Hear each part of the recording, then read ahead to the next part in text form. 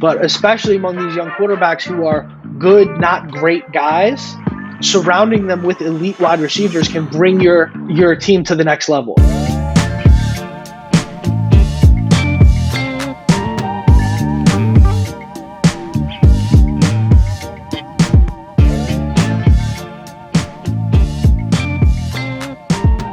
Pop, how you doing, man?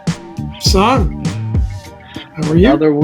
Another week. We got some absolutely scorching hot news this week. But guys, before we get to it, we are giving away a Jayden Daniels Commanders jersey to subscribers after we get up to 500 subscribers. So all you have to do to enter, you need to hit subscribe, press subscribe on the channel. Then after you're done that, immediately before you forget, go to diamondpopgiveaway1@gmail.com. Send us an email with your name, address, and shirt size. We're going to include instructions in the pinned comment. And we just want to say thank you. We've been rolling in subscribers and entries. We set the deadline for the beginning of the season. But at this pace, I don't think we're going to take that long to get there. But guys, keep them rolling in. Once it hits 500, it's cut off. So if it's 501 subscribers and you're the 501st, you send us that email. Better luck next time. So get on it. Let's get ready. Let's do it. We might leave it open for a couple of more days. But the key is, I don't know, Dom's just like injecting new rules here. The key is, like you said, the deadline is the beginning of the season. And it has slowed down just a little bit here recently. So tell your friends, if you've already subscribed, if you've already submitted your raffle ticket, let's say, email to us. Make sure you tell your friends, and let's get this thing rolling and get this up there and get up over 500 subscribers. Pop, I thought it was my generation that had the problem with the participation trophies. Now the 520th subscriber gets to enter our 500 subscriber challenge. I'm just saying, if we might get really rolling, and if somebody's the 502nd and they send a thing in, we'll probably let it go. But we'll see. Hey, key is to get to 500. You got the judge, jury, and the executioner on the East Coast here, so it's up to Pop. Whatever Pop says, that's how we're going to roll with it. I'm delegating.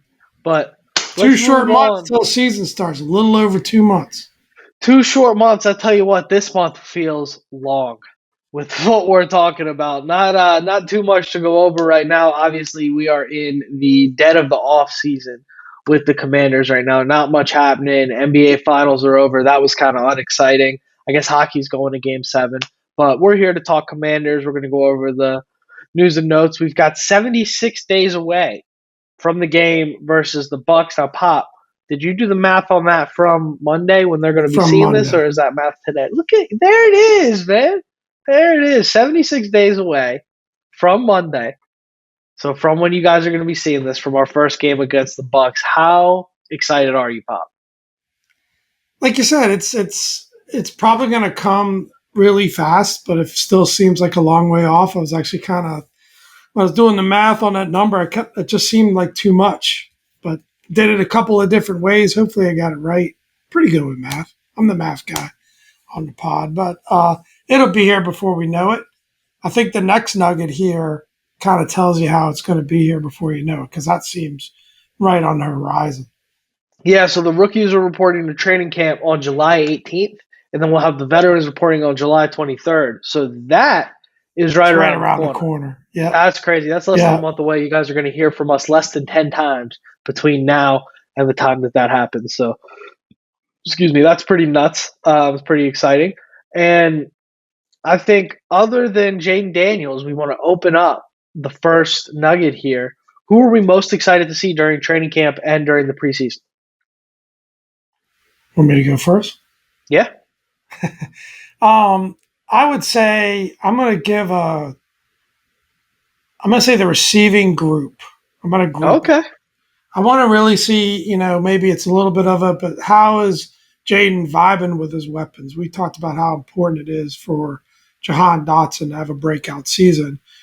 There's talk of them using him in a bunch of different ways, like all over the field, which is kind of exciting, which tells you they're kind of excited about the talent that they have there. If I had to pick one name, being consistent with what we talked about in previous pods, I'd say Jahan. But really, I'm interested in seeing the receiver group, the receiver core. I'd throw tight ends in there as well, just to see how they're vibing and see who really rises to the top. In that tight end group, you get beyond the first couple of names. Who else is going to make up that third, fourth tight end kind of thing? So it's the receiver group. It's the weapons that Jahan's got to throw to that I'm going to be most excited to see if there's buzz around that. Jahan's throwing to the weapons? The weapons that Jayden's got to throw to? Jayden? Is that what you meant there? Did I say Jahan? Said Jahan. The weapons that Jahan's got to throw to. Who knows, man? Cliff Kingsbury gets up to some wacky stuff. No, son. I might be one step away for you looking for retirement homes at this point. Pop swears to me he's okay, but I think he's playing a little bit behind the eight ball today. It's all good. We're pulling it together. For me, I'm going to give you two answers. Two players specifically, and I got a position group as well that I'm looking out for. Very quickly, the position group I'm looking out for is the secondary. What's the ordering? What's the depth chart? Who are we seeing more and less on the field? Who's playing outside? Who's playing in the slot? A lot of optionality, a lot of moving around. Where are those safeties going in terms of, are we playing like a safety linebacker hybrid? Are we playing too deep? What's that looking like? Keeping an eye out for that. Name specific, there are two guys I'm most excited for. Number one, Johnny Newton. That's who I'm most excited to see. And excited might not be the right word. That's what I was about to say. Maybe it's more anxious or like on the edge of my seat to find out what's going on with Johnny Newton. How soon could he get healthy? How soon could he start to produce? Because I think if you get healthy Johnny Newton, and this is not a sign of injury problems to come, if this is just a fluke with the foot injury and he gets back, I think you have a real three-down threat on that defensive line, day one, impact maker in Johnny Newton. So can he live up to that? Can he bring that out on the defensive line? And the second guy that I'm most important to see, or most excited to see, is Bobby Wagner. I'm pumped to see what Bobby Wagner's doing in training camp, how that impact is on the linebacking room. I'm hearing nothing but incredibly positive reports from OTAs. My favorite joke, it's t-shirt and panties practice, as Doc Walker always says. So you can't get too much from what a linebacker's doing there. But once we start hitting, once we start going full speed, the only question about Bobby Wagner is his age, right? And how is that impacting what we're getting on the field? I want to see what speeds he got left. How's he moving around? I personally think he's still got a lot left in the tank, and I'm excited to see how that impacts the defense.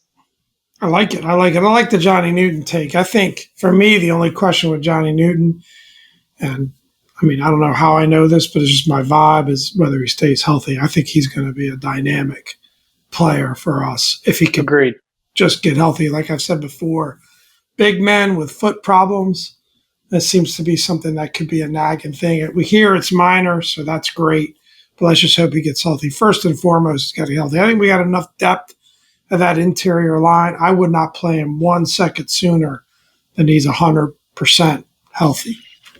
Yeah, for sure. I think we're just traumatized with second round interior defensive line picks that get hurt with the whole Phil Mathis situation in the last few years. I think it's just kind of got a ring on us. But we haven't had the best of luck picking players that have dropped because of injury. Yeah. Yeah, but it seems relatively minor in nature, so let's just hope. It bothers me that it's happened on both feet, but we're not going to give you a medical breakdown here. Dominic did think about going to medical school, but it didn't happen for him. So, but anyway, look, if you're pray for the best there. If you're coming here for a medical breakdown, don't forget to enter. Right. Don't forget to enter the Jayden Daniels giveaway. Subscribe, send the email. But you are in the wrong place, brother. But maybe you get a free jersey. Maybe you get a free jersey while you're here. That's it. Don't come here for the medical breakdown. Next on the docket, Brandon Aiyuk goes live on Instagram Live with Jayden Daniels. This is the big story of the week. So that's how you know we are in the dead of the summer with nothing going on. Brandon Aiyuk went Instagram Live with Jayden Daniels, talks about his contract negotiations with the 49ers. We're going to reopen the discussion. Should the Commanders trade for Brandon Aiyuk? Will the Commanders trade for Brandon Aiyuk? Where are we at on that? For those of you who haven't seen the clip, he basically is on live with Jayden Daniels, and he says, man, the Commanders, they don't want me, bro. That's kind of what he said. He's like, and he's talking about the 49ers. He's saying, well, they don't want me. And Jayden Daniels just kind of goes, boy, like, man, they don't want you, almost implying like, you know what time it Yeah. is if they don't want you. But I'm going to throw some water on this real quick. Everything from inside the 49ers camp, which is an organization that has a reputation for taking care of their players, taking care of their teammates, everything from inside of that camp says they want Brandon Aiyuk. They don't want him Yeah. at a $30 million a year price tag, but they want Brandon Aiyuk. So, take that for what it is. Pop, what do you make of this? Where are you at?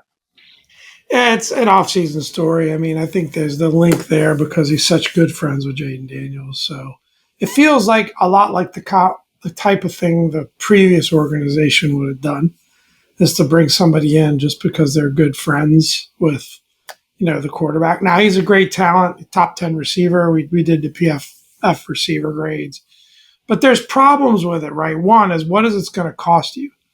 I was listening to the Beltway football, and Mitch was saying, hopefully future podcast, Mitch Tischler was saying that, just throwing it out there, making it real, that he thought it could be as high as a first round pick. That what's going to cost you, and then you got the problem of, you got Terry you got to sign, and you got Brandon Aiyuk you got to sign, and you got to make a choice. And I know I'm a homer, I'll admit it, but I want to keep Terry on this team. I want to re-sign Terry. So you can't really pay two of these guys that big money. Maybe you could, but that kind of straps you for the rest of the team. I'd much rather focus on building that offensive line. We need 2 tackles. We need to build up that interior, maybe get an edge rusher.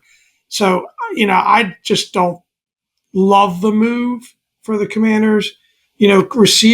Receiver talent seems to be, things go through cycles, but it seems to be that young talent at receiver coming out of college just seems to be plentiful.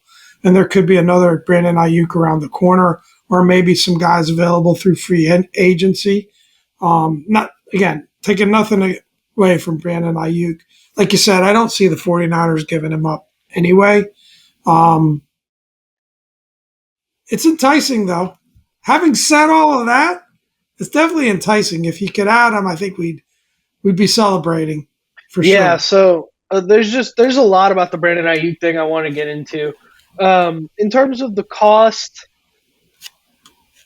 I don't care. I'm not worried about it. I mean, I care. that first round draft pick, right? We put a lot of stock into that. These are coin flips. These first round draft picks work out 50% of the time. You could get Jamin Davis, or you could get Jeremiah Owusu-Koramoah, or JOK, his name out in. He's a second round draft pick, right? You could get Chase Young, or you could get Laramie Tunsil, who's been a great left tackle in the league, even though he had a little bit of incident on draft. And I was supposed to go roll with that video leaking. But you can get all kinds. There's a lot of variance in the draft. And this time of the year, we get so hyped up on all these draft picks, and we don't realize 50% of these guys, greater than 50% of these guys, are not going to work out. So the draft pick thing doesn't bother me, because let's look at the history. The wide receiver position has exploded over the last, 5 years, would you say, Pop? 5, 6 years? I'd say we're in the golden age of wide receiver in the NFL right now. Yep. There is incredible What's a amount passing league? you look at a guy like T. Higgins, right? T. Higgins would have been a top 5, top 10 receiver when I was growing up in the league. And this is a guy that's like, in that 20 to 30 range, what you're talking about right now. T. Higgins is an elite talent, and that's something else I want to talk about. T. Higgins comes free next year. Cincinnati's not going to be able to pay him. There are free agent options, and they're going to continue to be with this whole golden age of wide receiver thing. There are going to continue to be elite wide receiver options that come open in free agency. So I don't agree with the thinking that Jayden Daniels went to college with Brandon Aiyuk, so we need to bring Brandon Aiyuk in because Brandon Aiyuk can be an elite wide receiver here, and that has to happen. I don't necessarily agree with that being the reasoning and that being the thinking, because I think there will continue to be great wide receiver talent that comes out and is available. However, I'm not against making it happen, because we have the money. And look at the last 2 times this happened with A.J. Brown and Tyreek Hill. Now, is Brandon Aiyuk Tyreek Hill? Definitely not. But is Brandon Aiyuk right now in about the same stature in the league as where A.J. Brown was when that trade happened? I think so. I think he's right about in that same spot. A.J. Brown broke out when he got to Philly. He was a great talent in Tennessee. He was a top 10 guy, but he was a 5 to 10 guy. He became a 1 to 5 guy when he got in that elite offense in Philly, had that chemistry with, Jalen Hurts. Brandon Aiyuk also has a lot of competition for targets and touches with Christian McCaffrey, George Kittle, Deebo Samuel out there. Maybe you bring him to an offense where he's the number 2 option instead of the number 3 or 4 option, and you see him take that next step forward. All that to say, I'm interested. But question for you. So you bring in Brandon Aiyuk. Now you can only keep one, Brandon or Terry. I don't think so. Did the Eagles only keep one? They just signed Devonta and so you're signing Brown both. You're signing on max contract. Yeah, you're investing in that. I think it's proven across the NFL that you can do that. And you look at what Philly did, and you look at Miami just signed Jaylen Waddle to a huge contract, and Tyreek is getting paid a boatload of money. So you look at across the league, that's possible. It's happening. And especially around these young quarterbacks who Jalen Hurts and Tua, we're going to get to quarterback rankings in just a second here. But especially among these young quarterbacks who are good, not great guys, surrounding them with elite wide receivers can bring your team to the next level. And maybe Jayden ends up being a great guy, but if Jayden ends up in that good, not great category, I'm sure we're happy with it, and surrounding him with elite talent can bring it to the next step. So I'm all for it. All that to say, I'm all for it. I don't think it's going to happen right now. I don't like the idea of, I don't disagree.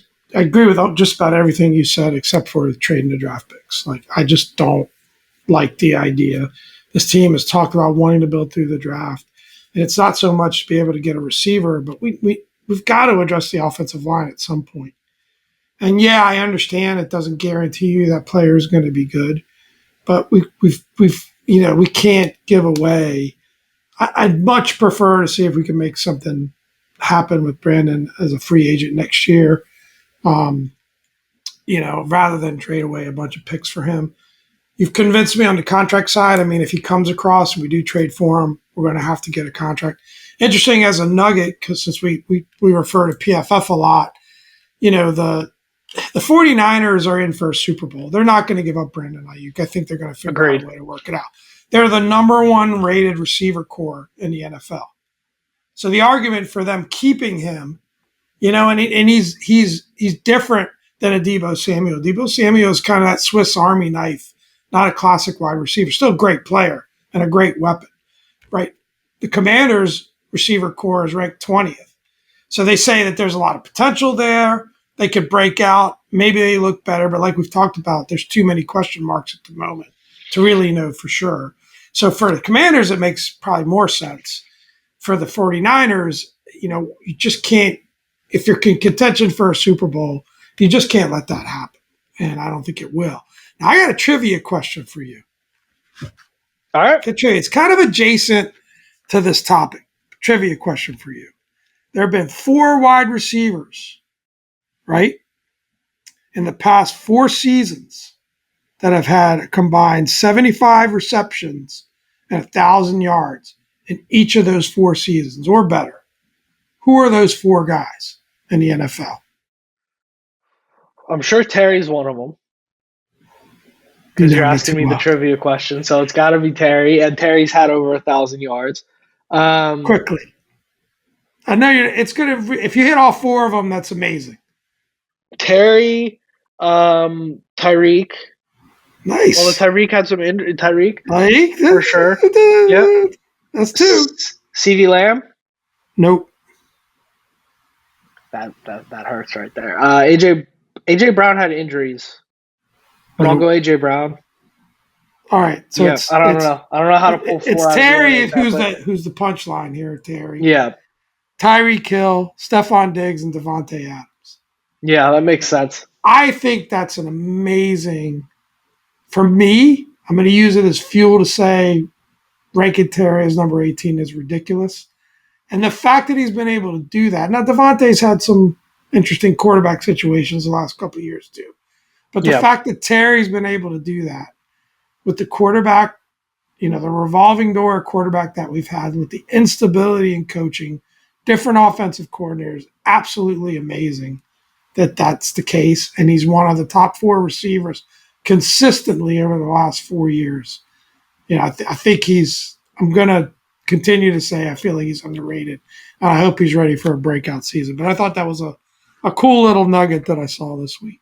Yeah, definitely. I mean, just look at where Devontae Adams has been in Vegas versus what he's been in Green Bay. If you want to look at what could happen for Terry if Jayden Daniels really takes off and becomes this elite talent, that it could be a huge. I mean, you saw what happened when Diggs went to Buffalo, right? Diggs was good in Minnesota.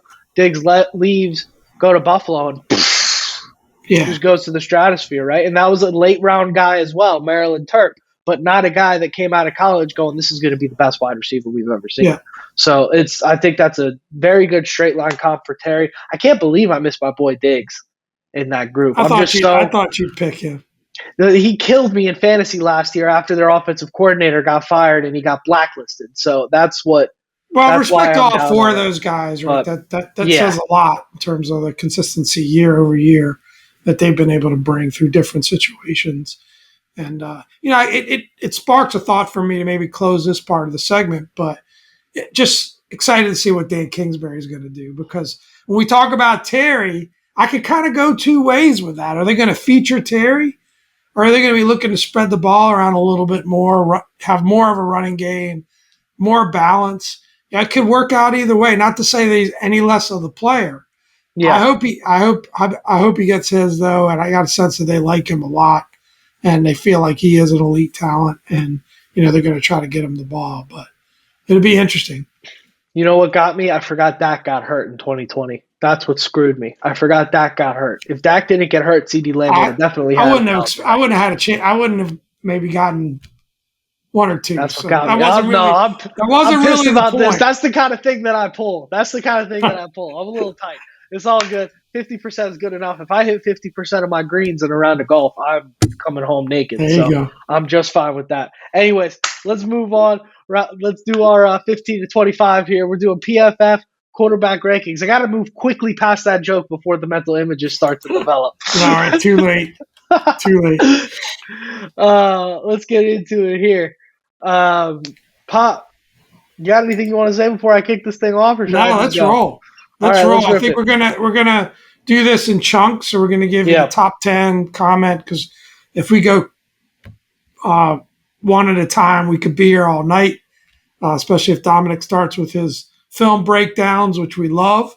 But we're gonna just give it to you in chunks and then comment where we think it should be different, should be changed. Maybe we'll do our own top 10 list later on. We had some controversial pre-production discussion about that, but let's do it. I don't know. We've only done it every off season since inception, but maybe we won't do it this year. Who knows? We'll change it up. And I'll take the accountability for talking on a podcast. I know that's not something that you're supposed to do when you're on a podcast. You talk a little too much. What are you talking about? It's good. Hey, let's run it. Tier 1, number 1, Patrick Mahomes. I like that they put him in a tier of his own. That's number 1. Number 2, Lamar Jackson. Number 3, Joe Burrow. They said this is the elite tier. So you got Lamar Jackson, Joe Burrow, Josh Allen in that tier. That's 2, 3, 4 in that order. Number 3, postseason caliber quarterbacks. That's Justin Herbert at 5, Dak Prescott at 6, Matt Stafford at 7, Aaron Rodgers at 8, Jalen Hurts at 9, CJ Stroud at number 10. That's where we're going to cut it off. Let's discuss. Pop, you can go first. What you got? I want to throw it over to you. What do you think about Lamar at 2 over your boy Joe Burrow?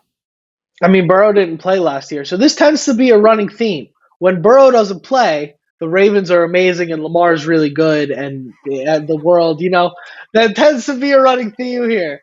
If Burrow plays last year, I mean, look, I'm not taking anything away from what Lamar did last year. That would be ignorant of me. That would be stupid. You all know the Ravens aren't my favorite team in the world, but I can't. The guy was unbelievable last year. You can't take anything away from him. You can't argue that somebody should be higher than him at this point other than Pat Mahomes.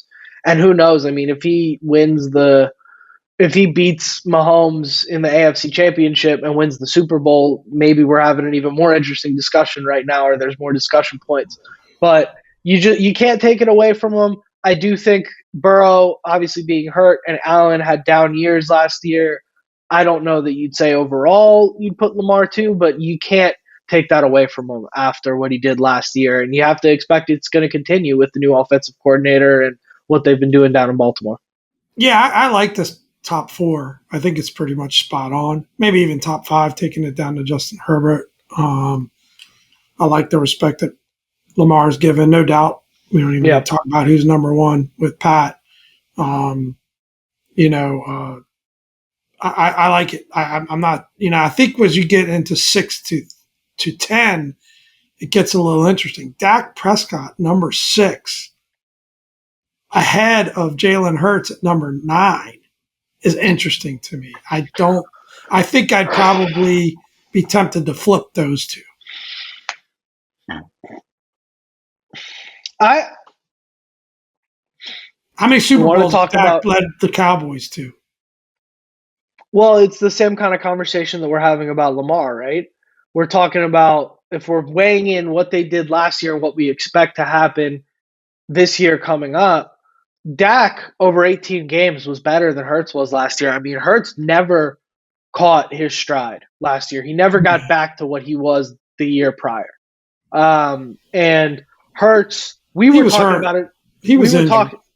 Right, but that happened later in the season. He never. I remember you could watch. Nah, he was hurt. He was hurt earlier in the year. He's hobbled a couple of different times through the year. Sure, he was, and that was the same kind of situation with Herbert, right? Herbert only ended up missing the last 5 games of the year, but he was playing with a broken finger on his throwing hand almost the whole year.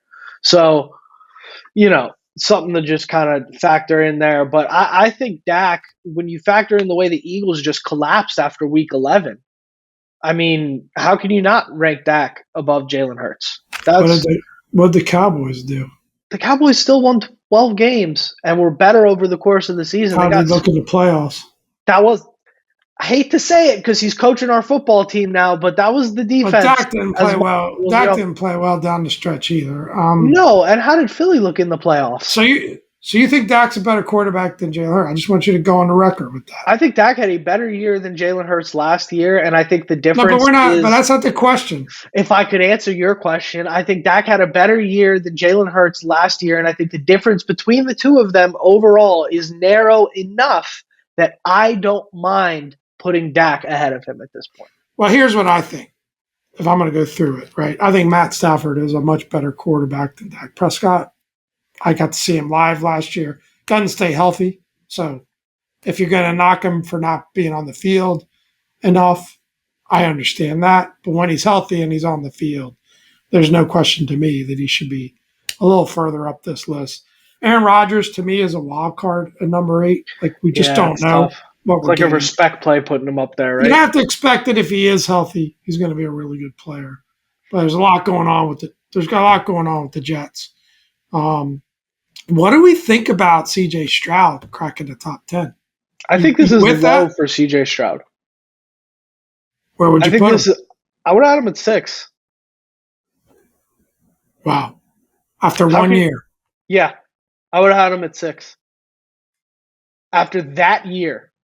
Who would you rather start a football team with tomorrow? CJ Stroud, Dak Prescott, Matt Stafford, Aaron Rodgers, Jalen Hurts. You're taking Stroud over all those guys. You'd go CJ Stroud. It's a little bit different of question. Who would you rather win a football game with? To me, this is more about who do you want you to lead your team in 2024 as an isolated year.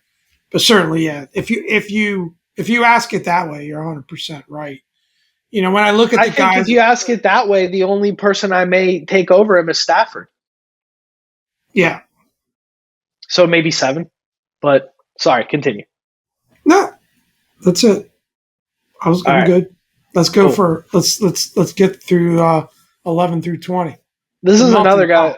Another guy I probably would have put in my top 10 is Jordan Love at number 11. And then you got him at 11. You got Trevor Lawrence at 12. You got Brock Purdy at 13. Tua at 14. Kirk Cousins at 15. Jared Goff, 16, Kyler Murray, 17, Geno Smith, 18, Caleb Williams, 19, and that whole group was in one tier titled "The Melting Pot of Starters." So I guess these are like distinct, clear NFL starters and guys that you can win with, but maybe not the top of the top. And then you've got Baker Mayfield leading off tier 5, which is can single handedly win and lose games. So I think that's a kind of a funny title for Yeah. that tier, but we'll talk about that more later. This is a weird grouping pot. Do you want me to go first, or you want to go first here? If you got to take, go for it. I got to take. I got Love in that top 10, for sure. Who do you take out? Rodgers. Ooh. Rodgers at 11 because you don't know what you're going to get. And he was bad in Green Bay his last year in Green Bay. He was bad. He had back-to-back MVP seasons, and then he sucked, and then he tore his Achilles, and now he's going to be 40. So, yeah, that's 11 I, for me. I don't think he was bad. I think he was not Aaron. He wasn't elite. There's a little Yeah. bit of a difference. Well, it wasn't an Aaron Rodgers type year. they But won like he also didn't have 7 weapons. games. Yeah, he wasn't bad maybe, but he wasn't bad. good either. He was like very middle of the road that year, very average. I think this is about right for Trevor Lawrence and Brock Purdy. Tua, I would put Tua above. Actually, no, I wouldn't. This is right for Tua as well. Kirk, I think you have to put him there, assuming he gets healthy. He's been good. I think this is low for Goff, though. I think Yeah, it's a little stood out, disrespectful. that stood out to me. That stood out to me too. I think it's a little Yeah. bit low for him.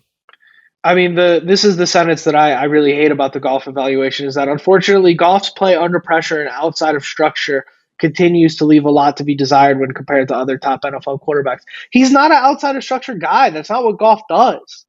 That's not his game. So why are we knocking him for something that's not his game? Kirk Cousins sucks out of structure too. Yeah, We've never knocked him for that. Like, what are we doing? So my comments are this: I disagree with your Jordan Love take. I got to see a little more. Maybe if I see him do it in one more season, I'd be with you about him being top 10. I think he's generously placed at number 11 there, based on what I've seen.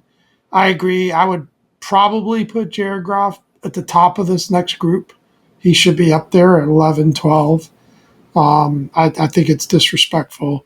I think it's interesting. I feel like they've kind of copped out here a little bit with this calling melting pot of starters and putting 10 names there. I feel like a Jordan Love, a Goff deserve a little bit more respect on their name than being said they're just in a melting pot with all these other guys. You never know. Guys like Kyler and Tua certainly are super talented. Yeah.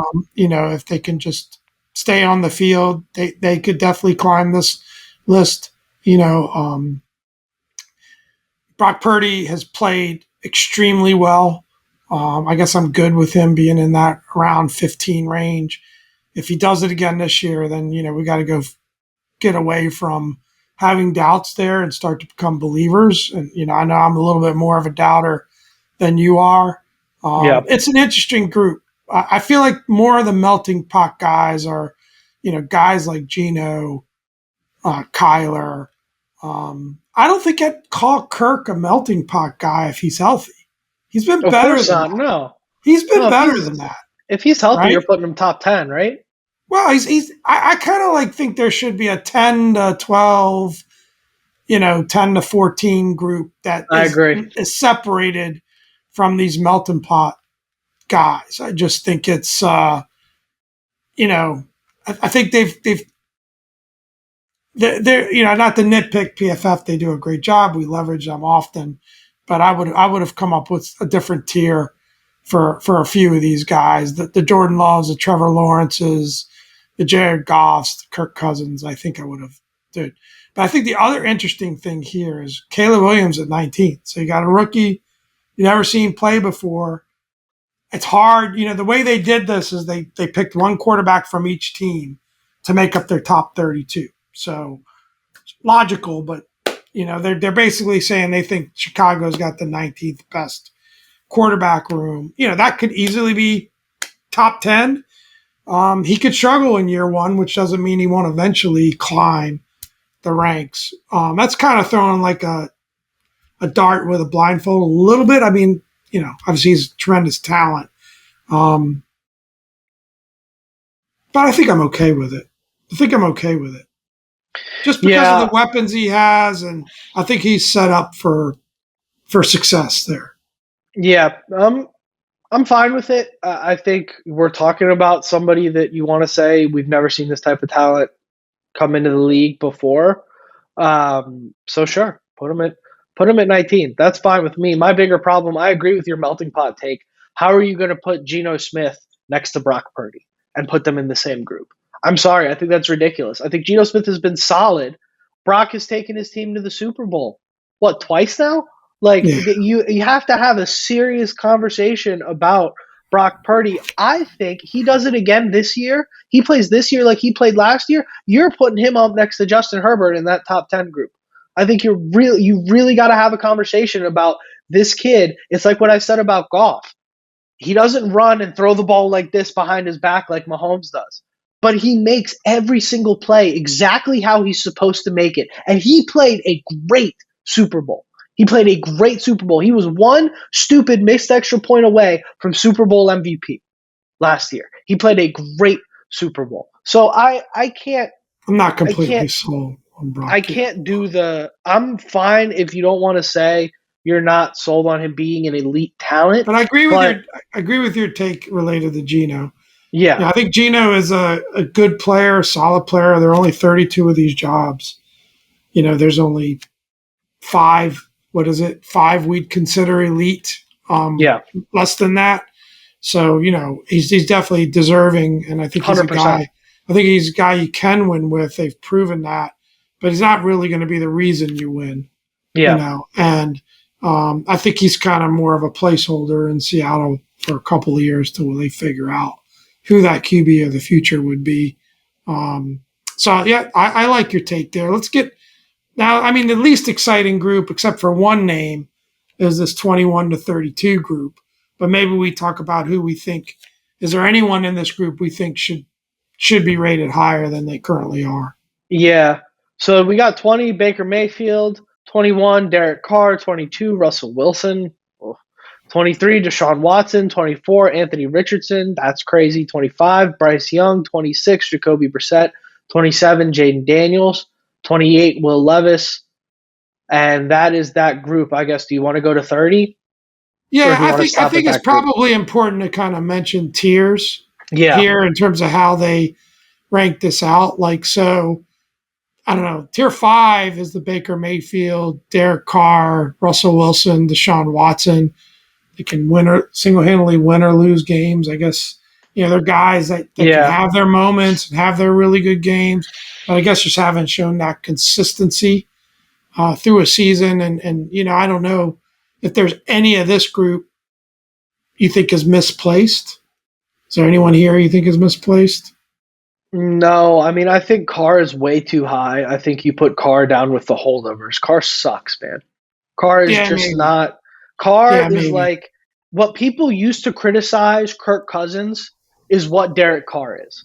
Derek Yeah, Carr will play the worst first half you've ever seen. His team will go down 21, and then he'll put up 250 yards and two touchdowns and an interception in the second half, and they will still lose. That's what Derek Carr does. I had Chris yeah. Olave on my fantasy team last year. I watched every New Orleans Saints game I could possibly watch, and it sucked. It sucked. He's a bad quarterback, man. I think that's crazy to put him that high. I think Russ Wilson is too high. But that's my take on that for that grouping.